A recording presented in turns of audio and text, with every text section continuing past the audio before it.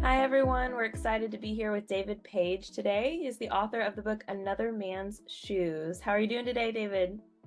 I am doing real well and very happy to be here. We're happy to have you. Let's get started and just tell us a little bit about yourself, the author. Okay. Well, I have always been a writer and a storyteller, but often throughout my life, the work that I've done in terms of writing has been more academic in nature, and then for a while it became writing for the theater and performance. And it wasn't until maybe about 2017 or so when I began to think, I'd like to try to write a novel. So writing has always been part of my world, and writing the novel has really changed my world. It's enlarged it and made it much more interesting. So, tell us about your novel, Another Man's Shoes. What's it about? It's really about the story that unfolded between myself and a man that lived on the other side of the country. I'm here in Pennsylvania. The man that lived on the other side of the country, his name was Gordon Sykes, and he was a quadriplegic. And another writer had introduced me to him. It was her brother, and we instantly became great friends.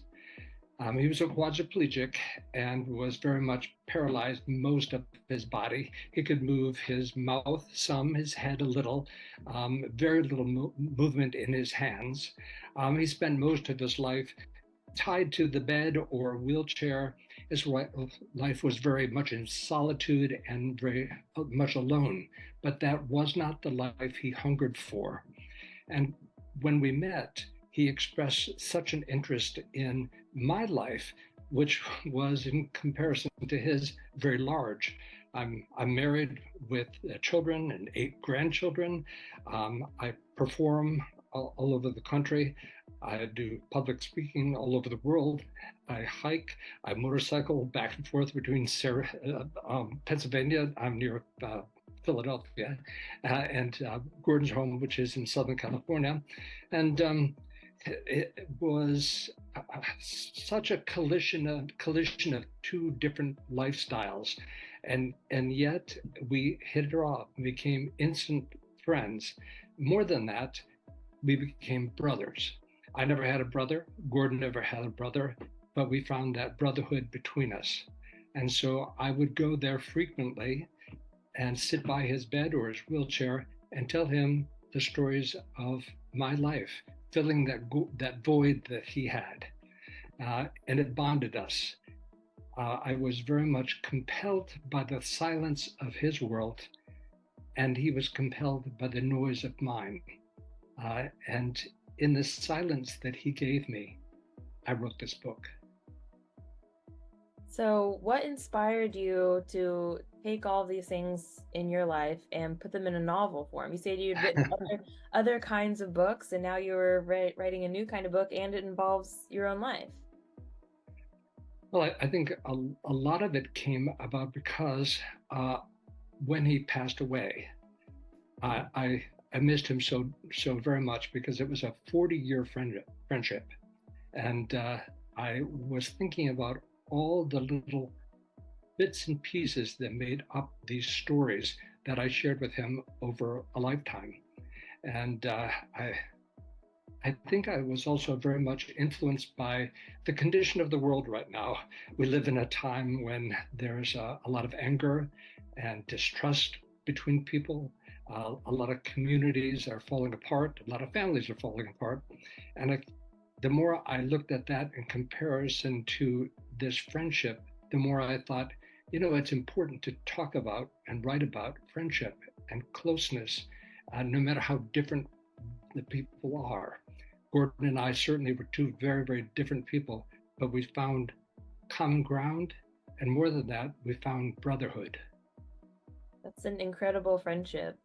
My next question would be, you say that the state of the world and people's hearts and stuff is one of the things that inspired you to write this. So, what would you hope someone takes away from your book when they read it? Well, first of all, I'd like to see if this book would inspire a desire to make friends, to reach out, and not just to reach out to people who are just like themselves, but cross the barriers. Look at somebody who's different, different color, different religion, different ethnic background, different in terms of abilities and disabilities, and find out what you have in common. Because what I found out from my 40 years with my good friend was that we all are the same. What do we want? We want happiness, education, laughter, music. We want love, companionship, um, looking for common ground. If I could inspire people to look for that, boy, that would make me happy. That's an amazing message. I think that's so beautiful, and I hope to follow along with your story and see how it does impact people. Before we wrap up, is there anything that we haven't touched on that you would just like to share about yourself, the book, your friend, or anything? Well, yes, I'd like to share the fact that this writing experience has brought about a lot of changes in my own world. The book has been doing very well in the marketplace, and so I've been getting a lot of invitations to go different places and do presentations and speak about the stories that I shared with Gordon at the foot of his bed or next to his wheelchair.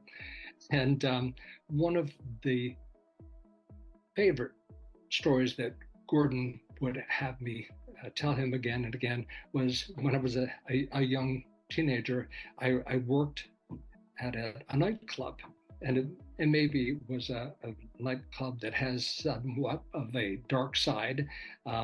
And eventually I left that to pursue other directions and got out from under the trappings of uh, that situation.